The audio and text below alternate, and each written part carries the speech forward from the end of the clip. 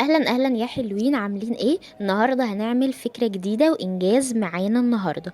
لو عندك باسكت وعلبه المناديل بتاعته، سواء قديمه او مثلا عايزه تجددي في شكلها، فالنهارده باذن الله هنجدد من شكلها بادوات بسيطه خالص، وهيطلع في الاخر الشكل جميل جدا. لازم تتابعوا الفيديو للاخر علشان تشوفوا الشكل بتاعنا، وما تنساش نعمل لايك وسبسكرايب للقناه وشجعوني.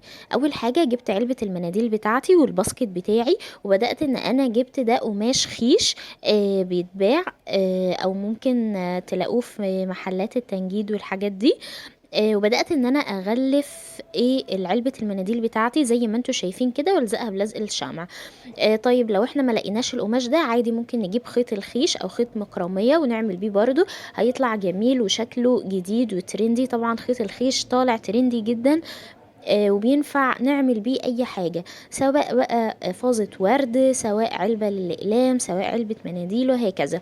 بدأت ان انا اغلف، وبعد كده جبت خيط الخيش اهوت بتاعنا، وهبدأ اعمل الجزء اللي فوق بخيط الخيش، وبعد كده هبدأ ان انا ازينه زي ما حضراتكم هتشوفوا معانا دلوقتي. يا ريت تشجعوني وتحطوا لايك وسبسكرايب للقناة. بدأت ان انا اثبت خيط الخيش بتاعي، وهبدأ ان انا الزقه بالشمع.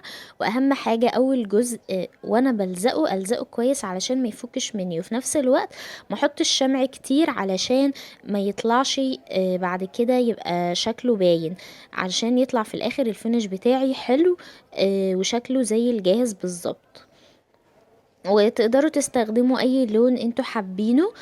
طبعا في الوان للخيط، وفي الوان حقيقي مفيش احسن كمان من الحاجات الهاند ميد للشريط اللي علشان احنا بتكوني هنزين بيه في عاملاها الاخر، تقدروا بايديكي تجيبوه زي وبتقدري ما انتوا تعملي عايزين. الشكل اللي انت عايزاه آه، وتفنني وتبدعي براحتك. وكمان يعني ايه اللي عنده وقت فراغ ده حلو قوي، بيشغل وقت الفراغ. وكمان نجدد من ديكور بيتنا.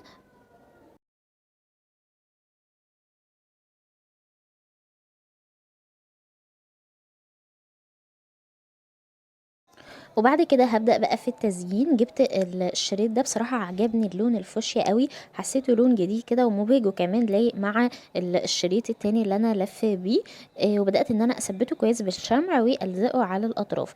ممكن برضو تجيبوا شريط الوان مختلفة، ممكن تجيبوا ورد، ممكن تجيبوا خرز، زي ما حضراتكم تحبوا. طبعا التزيين ده كل واحد وذوقه والشكل اللي هو في الاخر عايزه.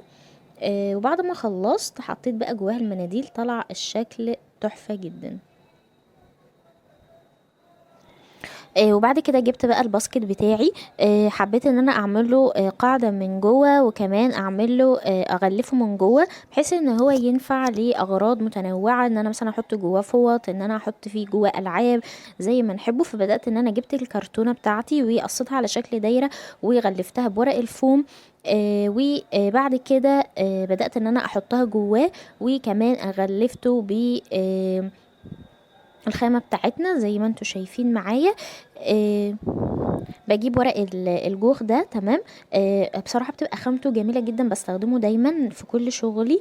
خامته جميلة وبيستحمل معايا وبيتلزق كويس. ممكن برضو تحطوا اي خامة عندكم في البيت، او ممكن تحطوا تغلفوه بورق فوم، او ممكن كمان قطع قماش مثلا عندكم في البيت، بحيث ما تكلفوش قوي.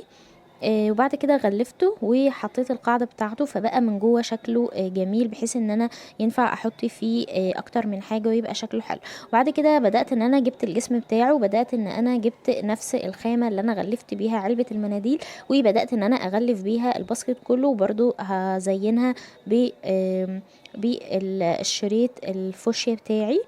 وبحاول ان انا الزق كويس بالشمع عشان ما يفكش معايا.